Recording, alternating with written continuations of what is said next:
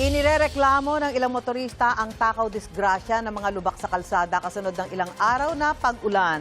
Live mula sa Valenzuela, may unang balita si Gabriel Gonzalez. Gabriel? Susan, isa marahil sa kalbaryo ng mga motorista pagkatapos ng mga pagbaha, ang mga lubak o pothole sa kalsada. Sa halip kasi na maging maayos ang biyahe, ay perwisyo ang dulot nito sa mga motorista. Gaya nga ng ating sinabi, perwisyo sa mga motoristang araw-araw na dumaraan sa MacArthur Highway ang mga lubak dito. Ang ilan na pipilitang magbagal para hindi masira ang sasakyan. Sa bahagi ng kalsada sa Marulas, kabi-kabila rin ang mga lubak kung saan naiipon ang tubig. Sa Maysan Road naman kung saan tayo nakatayo ngayon, malala rin ang sitwasyon sa magkabilang linya. Isa ito sa mga dinaraanan ng malalaking truck papuntang Paso de Blas o Malinta. Ang ilang lubak, tinapalan muna ng mga bato para kahit paano ay mapadali ang biyahe ng mga motorista.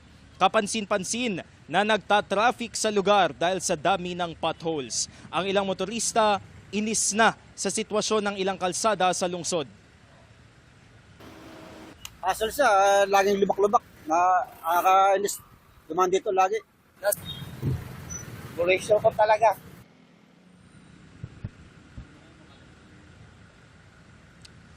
Susan, gaya ng nakikita ninyo sa aking likuran ay nagsasagawa ngayon ng roadworks. Yung mga tauhan ng DPWH, katuwang din yung lokal na pamahalaan ng Valenzuela. Dahil dito sa aking kinatatayuan, papakita ko sa inyo, no, malalalim yung mga lubak dito. Kaya yung mga motorista na ating mga napansin dito, talagang umiiwas na lang sila o kaya ay talagang nagbabagal sila para hindi sila masyadong maapektuhan doon sa mga lubak. Itong mga lubak din kasi na ito ngayon na ating nakikita ay napupuno ng tubig dahil umaambon-ambon dito sa ating kinalalagyan. So malaking perwisyo talaga sa mga motorista yung mga lubak dito sa Maysan Road na isa sa mga major thoroughfare dito sa Valenzuela. Susan, yan muna ang latest mula rito sa lungsod ng Valenzuela.